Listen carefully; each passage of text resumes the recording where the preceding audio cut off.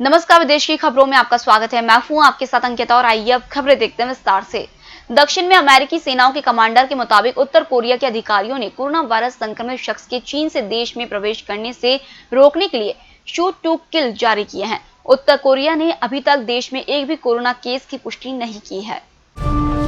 Japan की राजधानी Tokyo में शनिवार को भूकंप के झटके महसूस किए गए। भूकंप के झटके टोक्यो से 407 किलोमीटर उत्तर पूर्वी इलाके में सुबह 8:14 पर महसूस किए गए। रिक्टर स्केल पर भूकंप की तीव्रता 6.0 मापी गई है। नेशनल सेंटर फॉर सिस्मोलॉजी ने इसकी पुष्टि की है। चीन पर कोरोना वायरस की उत्पत्ति को लेकर लगातार सवाल उठते आ रहे हैं। अमेरिका से लेकर यूरोप के कई देश इस खतरनाक वायरस की उत्पत्ति के लिए चीन को जिम्मेदार ठहरा रहे हैं। इसी क्रम में अब खुद चीन की महिला वीरोलॉजिस्ट, जो कि चीनी सरकार की धमकी के बाद अमेरिका में आकर रह रही हैं, कोरोना वायरस के मानव निर्मित होने का दावा किया है। वीरोलॉजिस्ट ली मैंग यान ने कहा है कि उनके पास कोरोना वायरस को मानव निर्मित साबित करने के लिए पर्याप्त सबूत है, जिसे वह जल्द पेश करेंगी। अमेरिकी राष्ट्रपति डोनाल्ड ट्रंप ने शुक्रवार को बहरीन के साथ मध्य पूर्व में एक और शांति समझौते की घोषणा की।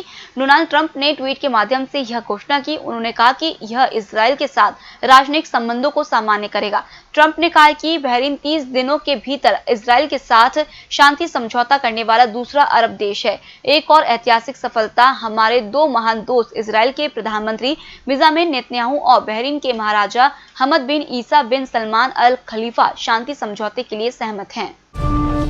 सुप्रीम कोर्ट के पूर्व जज मार्कंडेय काटजू ने भगोड़े हीरा कारोबारी नीरव मोदी के प्रत्यार्पण मामले में शुक्रवार को वीडियो लिंक के जरिए लंदन के वेस्टमिंस्टर मजिस्ट्रेट कोर्ट में सबूत दिए। बचाव पक्ष के गवाह के तौर पर पेश हुए सुप्रीम कोर्ट के पूर्व जज ने कहा कि नीरव मोदी प्रत्यार्पित किए जाने पर भारत में निष्पक्ष ट्रायल नहीं मिल पाएगा।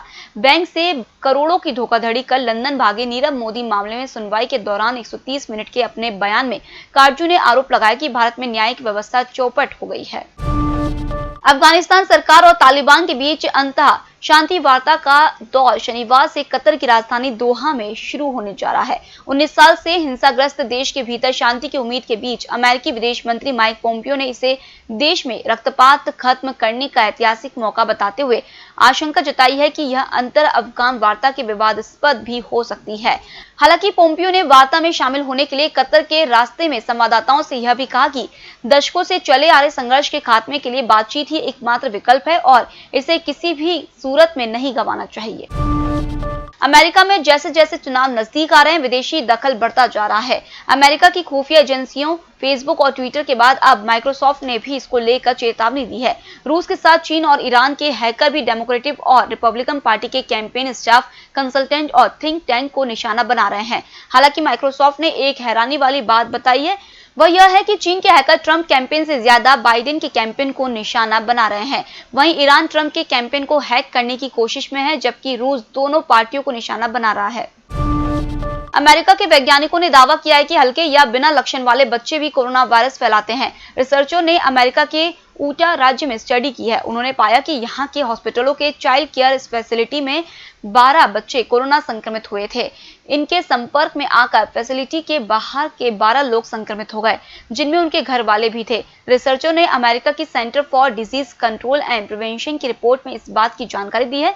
उन्होंने बताया कि सॉल्ट लेक में अप्रैल से जुलाई तक 3 बच्चों के संपर्क में आकर 184 लोग संक्रमित हुए। अमेरिका एक शक्तिशाली देश है। यहाँ श्वेत, अश्वेत समेत कई देशों के लोग रहते हैं, लेकिन पिछले कुछ समय से यहाँ अश्वेतों और एशियाई लोगों को हमले व नस्लभेदी टिप्पणी का सामना करना पड़ रहा है। कुछ अश्वेतों की हत्याएं भी हो चुकी हैं। चुनावी मौसम में यह मुद्दा खुलकर सामने आने लगा है। इसे लेकर न्यूयॉर्क टाइम्स ने एक सर्वे किया है। इसमें पाया कि देश के सबसे महत्वपूर्ण और शक्तिशाली पदों पर 922 लोग तैनात है। इनमें से 180 लोग अश्वेत, हिस्पैनिक और एशियाई मूल के हैं। भारत और अमेरिका ने कहा है कि पाकिस्तान को आतंकवाद निपटने के लिए तुरंत ठोस कदम उठाने चाहिए। दोनों देशों ने अपने ज्वाइंट स्टेटमेंट में गुरुवार को कहा कि पाकिस्तान को ऐसे कदम उठाने चाहिए जिससे यह सुनिश्चित हो सके कि उसके कंट्रोल वाले इलाकों का इस्तेमाल आतंकवादी गतिविधियों के लिए नहीं हो। इसके बाद चीन ने पाकिस्तान का बचाव किया। उसने कहा है कि पाकिस्तान भी आतंकवाद से जूझ रहा है। उसने आतंकवाद से निपटने के लिए जबरदस्त प्रयास किए हैं। कोरोना वायरस को महामारी घोषित हुए 6 महीने पूरे हो चुके हैं। वर्ल्ड हेल्थ ऑर्गेनाइजेशन ने 11 मार्च को इसे महामारी घोषित किया था।